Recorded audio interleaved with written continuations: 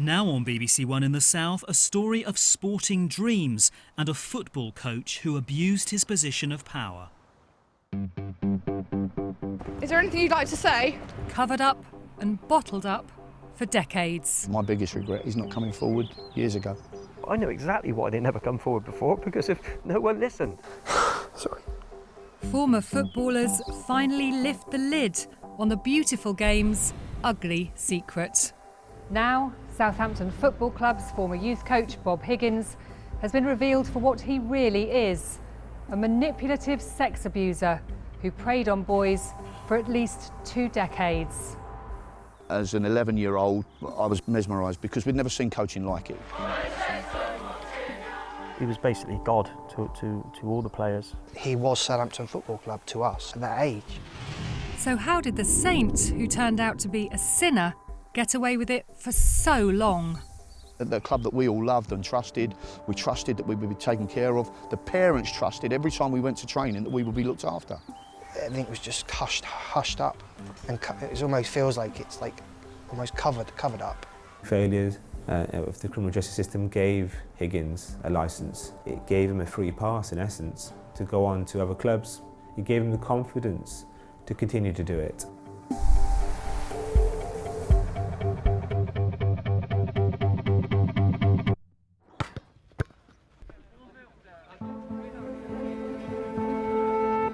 These schoolboys training with Barton Rovers in Reading are the same age as those scouted by Bob Higgins. I just want to play for a club, professionally, for a big team and stuff. The same age with the same dreams. I dreamed to make it into the World Cup, but don't work hard to get there. It's really a big part of my life because I play it pretty much every day. Back in the 1970s and 80s, Bob Higgins had the power to turn any talented youngster's dreams into reality. He's credited with bringing Danny Wallace through the youth system, Alan Shearer, Matt Le Tissier and many others. Bob Higgins ran selection centres across London for Saints legendary manager Laurie McMenemy. Among those he spotted was 11-year-old goalkeeper Les Cleaveley. We used to meet at West Croydon train station so that if we weren't getting a lift we could get on the trains and get about quite easily. It was Slough, it was Monson, it was Camberley, it was Rickmansworth, where it used to be always a physical session, Sudbury, all the way to High Wycombe. You're chasing your dream and you do as much as you needed to do to get there. Another schoolboy signed by Higgins was midfielder Jamie Webb. I remember sort of meeting Bob Higgins and going down the steps of the Dell, and I was really in awe. I couldn't believe, as I walked down the old Dell steps, you could see the goal coming into view, and it was a very special memory, but very mixed memory now. Much of the abuse happened at the home Higgins shared with his wife and son. He demanded affection from his trainees. Bob would often just be laid out on the settee, and there would be other players, and he sort of put his hand over the top, just sort of cuddling me really, in a way. As time went on and the closer you get to sort of achieving your dream and wanting to achieve your dream, I kind of think you become more compliant. I only ever stayed over at his place one weekend over at Camberley, and that was enough for me. That was a horror story, but that was enough for me. The whole thing went on in pitch black while we were watching Match of the Day. So for the entire length of Match of the Day, it was horrendous. And then my night, the rest of the night that I spent at the house was with your eyes wide open, wondering what was going to happen next. You know, a lot of people have said, well, you know, why didn't you deal with it? Why didn't you sort it out at the time? But you just don't. You know, that's the person that dictates to you whether you're going to be a professional footballer or not. So immense was Higgins' influence, his troop of trainees would chant his name. Here, their mantra is, Bob Higgins' Red and White Army.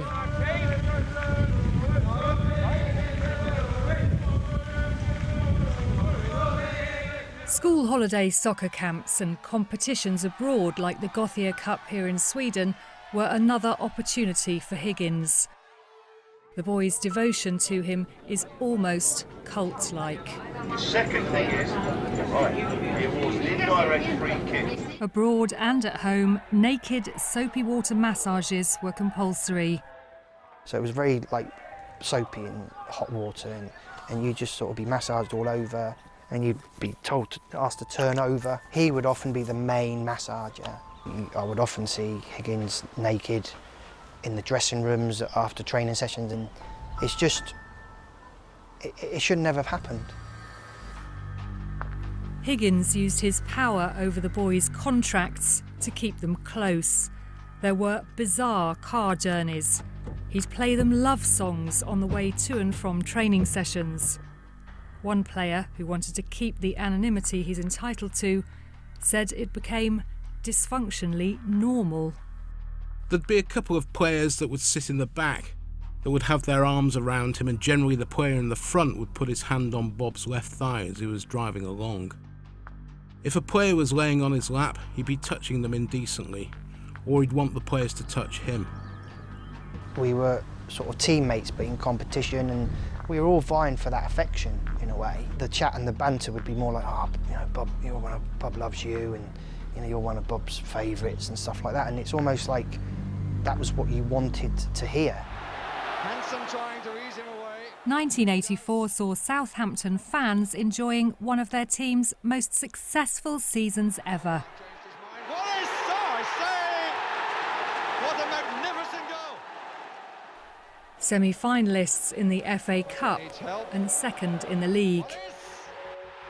There's no suggestion Bob Higgins abused Danny Wallace or Steve Williams or Alan Shearer and Matt Letizia, who came later, but their success and the fact they were spotted and coached by Higgins helped secure his growing reputation as a star maker.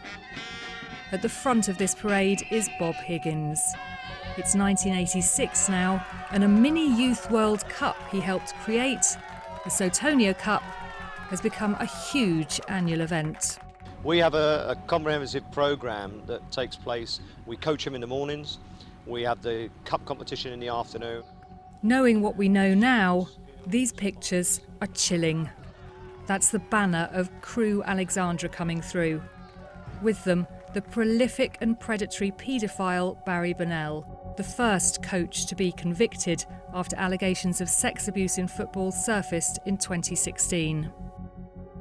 Higgins and Burnell brought their schoolboys together again a month later.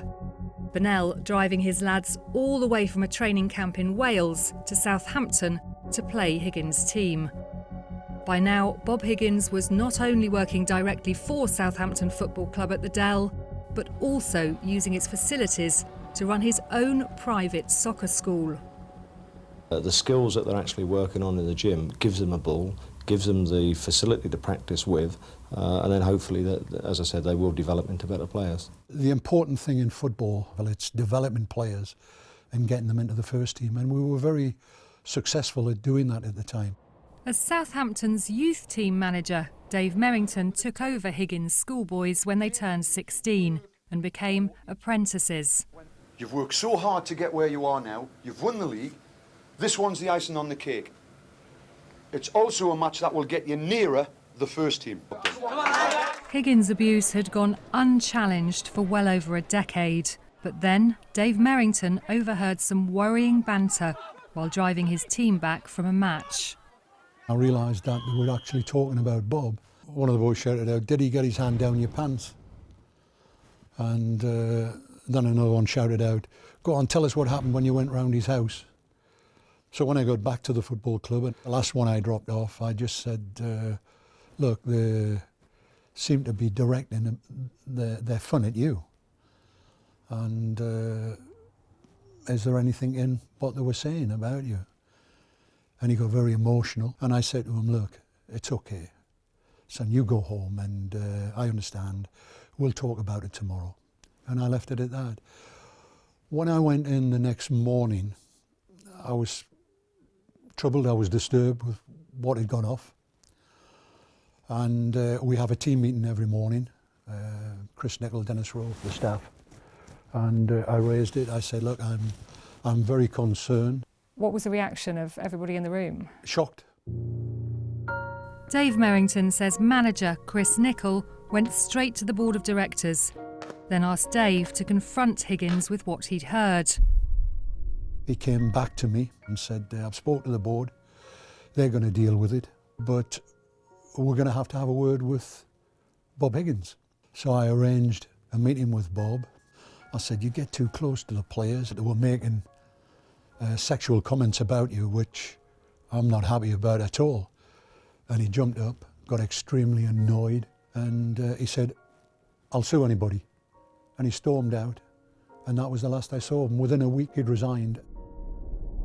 The local paper said Higgins was leaving Saints to concentrate on his own academy. 2 weeks after his departure, the Football League took the unusual step of writing to all 92 clubs, warning them not to work with the Bob Higgins Soccer Academy. This is the letter, which the league says was sent with the support of the FA. The league says its archives show the letter was sent because of licensing worries over the hours boys were expected to train and travel. So, apparently not because of sex abuse allegations. A lawyer acting for a number of the boys Higgins abused believes it was a missed opportunity by the league and the FA. Why weren't they going into the club or saying to the club, you need to contact everyone within this team who he coached, he managed. We need to speak to every single individual. Did they do that? No, they did not. Did they do enough by sending out a letter? No, of course it wasn't enough. The police did investigate though, and the allegations against Higgins finally became public in 1990. He was still coaching, this time abroad in Malta. He was eventually charged with abusing 6 different boys. Among them, Dean Radford. The physical side of things, what he did to me, it was horrendous. I mean, you've got to remember I was such a naive young child, and he held the key to all my dreams. I was under his spell. And it's not until you get a bit older where you actually realise that everything he said was just evil, disgusting lies, so that he could get what he wanted. From controlling, grooming and abusing me. For a boy to open up at that particular time, at that stage of his career, very, very brave young boy. Instead of Higgins facing all his alleged victims in one trial, their cases were split into separate hearings. Alone in the witness stand, Dean's story was not believed. Higgins walked free. They let it go, that was it. No appeal, nothing, that was it. He was a free man. You gave a life sentence to lots of survivors. Society will never believe you because of the total incompetence of the criminal justice system. Wessex Crown Prosecution Service told us the prosecution of sexual abuse cases has changed significantly since the 1990s, now placing the focus on the allegation rather than the credibility of the complainant. Higgins lost no time complaining about the emotional scars he bore from his 2 years of hell. I tried to kill myself 3 times, he said. Through my anguish, I became a Christian, and the Lord helped me through. Him to come out in a newspaper and say all that, it's just sickening. It's just sickening that he may have found God, but he certainly found other young children as well. How do you think the club should have dealt with it, and who do you think should have dealt with it in what way? I think it should have been dealt with from the board of directors, the chairman of the board of directors down. I think there should have been an internal investigation. I think that would happen today, and I think it should have happened then. But for the very fact that no questions were asked at all, it disappoints me. And the board of directors never spoke to you personally? No. Saints then chairman Guy Ascombe didn't want to be filmed, but told us the board were all part-timers in those days and did their best. We believed the board had taken the right decision in reporting the allegations to the police, he told us. Former Saints board member Keith Wiseman, who went on to chair the FA, did not want to comment. Higgins, now an innocent man, took his soapy massages and newfound faith to Peterborough United, even baptising some of the boys in his bath at home. This is Kit Carson, Peterborough's then academy director, who Higgins worked closely with. Carson himself was recently accused of sexually abusing 11 boys, but he was killed in a car crash on the day he was due to stand trial. When Higgins left Peterborough after just a year, Carson told the local paper he would continue to scout for the club in the south. Here in the New Forest, Higgins then expanded his weekend training camps. He started New Forest Academy Limited, ran courses for local children and teenagers. All the rumours were this great coach was coming down, and we were delighted that lads in the Forest were going to get a chance to be coached by a professional coach. All the boys in Dee Flanagan's young son's team went to train at Higgins Academy. Then Dee got a phone call from someone in authority in the local football league who warned her off. And they said, well, I can't say too much. You must never say that I've rung you. He will threaten to sue. But please don't take the children up there. Did they mention allegations of sexual abuse? They alluded to it, yes, but they were very, very careful because of this threatening to sue. So obviously I was alarmed, and we took very quick action, rang all the parents, and we didn't take the children up there anymore. When she heard Higgins was hoping to run weekend courses with overnight stays at another local kids group, Dee passed on the warning. Then things got quite nasty. I took a very abusive phone call from somebody.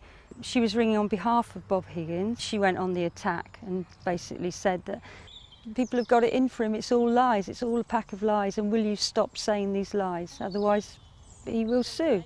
Those who suspected Higgins felt vindicated, though, when he and Barry Bonnell were exposed on television. Tonight, the Football Association and the clubs come under the Dispatch's spotlight. Why have they been so slow to tackle soccer's foul play? Dean Radford, then in his 20s, was among those who detailed their experiences with Higgins. He basically inserted his finger or fingers, I wasn't quite sure, up my backside. I couldn't believe it, so I was grateful for the person that rang me initially, because if they hadn't rung me, the children would have carried on going up there. This is another warning letter, unearthed with a Freedom of Information request. One of its authors was John Beer, who was then in charge of Southampton Social Services. Sufficient concerns exist about Mr. Higgins' football coaching of boys under 16 to bring this... Appalled by the Dispatches programme, he sent the letter to parents of children being coached by Higgins. Certainly, I know that it got to a number of parents because at least 3 or 4 wrote back to me quite strong and some abusive letters saying, how dare I impugn the good character of this wonderful football coach. That is the standard way that we learned that paedophiles operated, to groom parents and figures who have status in the community so that if the young person made any allegations, they were likely to be disbelieved. And that is what happened. It seems nothing could stop Higgins. In the New Forest, non-league side Bashley was still dining out on tales of a short FA Cup run when Higgins turned up to work with them. The management here has completely changed now, and while we asked them for an interview, they didn't want to talk to us. But I did manage to speak to one man who worked here with Bob Higgins almost 2 decades ago. Parents from all over were prepared to bring their kids down to Bashley to be coached and mentored by Bob Higgins. When David Malone left Bashley for Winchester City, Higgins followed soon after. We were probably selfishly interested in some of the players that he'd brought through, and some of those players actually signed for Winchester and became Winchester players. So what was the first that you knew about the sexual assault allegations against him? I think Richard, the chairman, took a call from Hampshire County Council. Basically, they showed us the Dispatches programme. I was absolutely flabbergasted. I'd been out of the country prior to that time, so I'd not seen the programme, and I really found it hard to watch what I was watching. So we had a meeting with Bob Higgins here and just said, look, your position's untenable, really. While social services called the Winchester meeting, The Hampshire FA were also present. David recalls one name only. The only person I remember specifically was Ray Barnes, who was from the Hampshire Football Association, ironically. Ironic because 9 years later, Ray Barnes, the chair of Hampshire FA, was himself found guilty of sexually abusing schoolboys he'd befriended through football. Barnes killed himself before he could be sentenced. It was damning about Bob Higgins. You know, shouldn't be involved, shouldn't have any part of, you know, young footballers, or shouldn't be part of football per se, really. Bob Higgins remained an integral part of football, though, for another decade and a half. He'd been at Fleet Town for some years when football's dirty secrets were exposed again in 2016 by a courageous few. Our top story today, more former footballers have come forward to tell this programme they were sexually abused by youth coaches in the game. Southampton Football Club is tonight the latest side at the centre of historical abuse allegations. Moved to tell their own stories, around 120 footballers phoned the NSPCC or Hampshire Police about Higgins specifically. Billy Seymour from Reading, who went on to play for Coventry and Millwall, was one of them.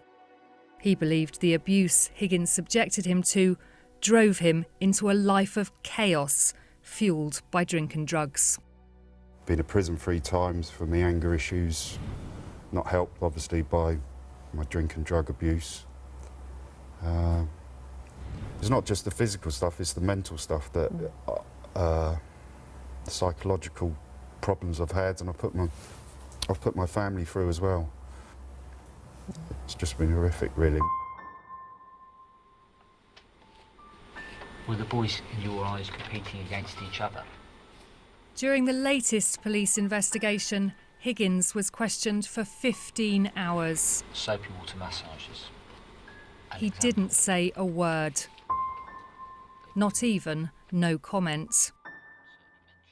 While searching his home, police discovered the sole surviving court records of his first trial, including police statements from the boys detailing his abuse. He kept them. Some could say as a memento. It's very concerning.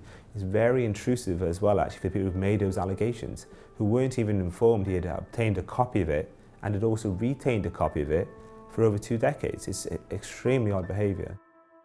Higgins also kept photographs and letters he'd made the boys write to him. Letters that I'd sent Higgins, and these are love letters. These aren't just thanks, Bob.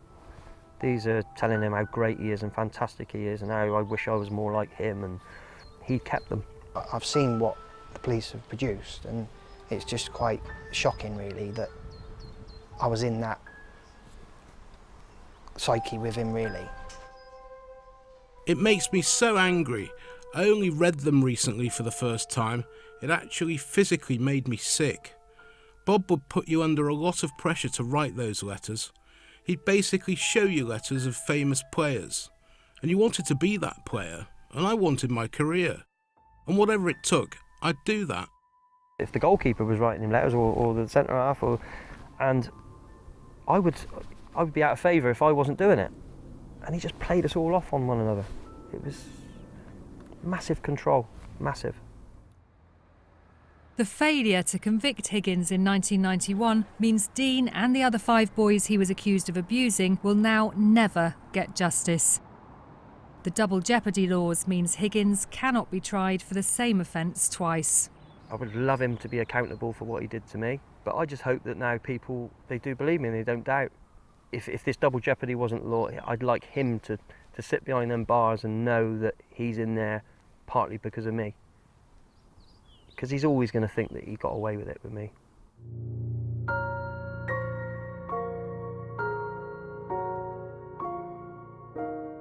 Billy Seymour did not live long enough to see Higgins convicted. He was in a car crash and died a few months before the guilty verdicts.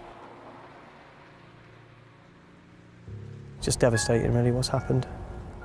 The hope he had, and you could see that the fact that he was going to possibly get that justice he never ever thought he would get, and it was all the band of brothers, everyone came together for it, and we all helped each other, and Billy was just such a big part of that. Like Dean, Billy campaigned for the Offside Trust to tackle child abuse in sport. There were so many other sex abuse survivors at his funeral, we've protected the identity of the mourners. Dean helped carry his friend's coffin. We spoke every other day, and it was every conversation we had, it was always, it's not long now, it's not long now. And he actually rang me on New Year's Eve. I never got his call, he left a message, and it was just to say, this is our year. I never spoke to him again. For all those who survived Higgins' abuse, his conviction is bittersweet. My biggest regret is not coming forward years ago, because then I think other people might have been protected from him. So that's my biggest regret and my biggest heartache over it all. Is a lot of people have suffered, you know. And with 17 minutes left, they scored again. Webb with a free kick. Jamie Webb provided the ammunition, and Alan Shearer fired the bullets as Saints Juniors stormed into the third round of the FA Youth Cup last night. That's quite a good thing to keep, isn't it? Could Jamie Webb have gone on to reach the heights Alan Shearer did? He'll never know. He tore up his Saints contract. I always just used to explain to people, sorry.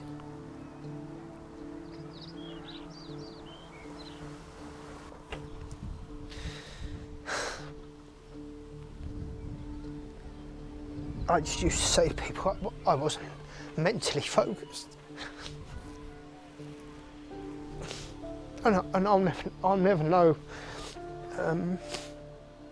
what may have been. I mean, a lot of people say, you know, that I was good and everything. It's just, it's hard looking back on that period.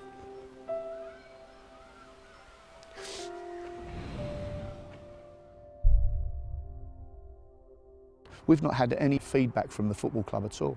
Not an apology, not we're investigating it, absolutely nothing. You know, it's heartbreaking, really. What did the club know? Should they have done more? Could they have done more? Why did they not do more? We need to see some response from Southampton. The Football Association won't comment until the conclusion of an independent inquiry into how much the FA and clubs like Southampton knew about allegations of child sex abuse. Safeguarding children at clubs from the Premier League down to grassroots level has improved greatly. Paul Higgs at Barton Rovers believes there's no room for complacency though.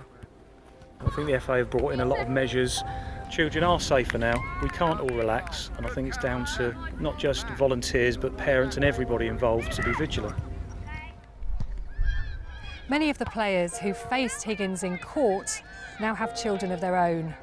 There's relief and some pride that they finally had the strength to stand up to Higgins and make him pay for crimes he thought he got away with.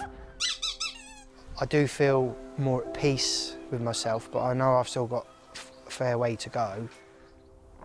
I just hope things are better, you know? I think they will be.